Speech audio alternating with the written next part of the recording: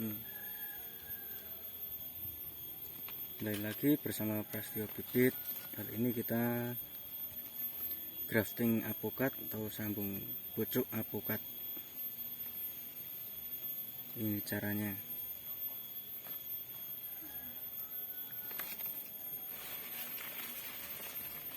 Ini adalah handrestnya, handrest jenis aligator.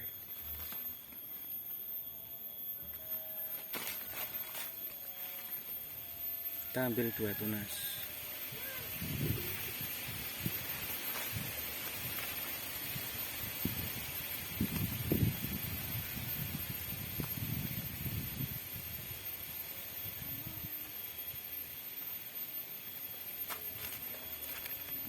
Kita tali.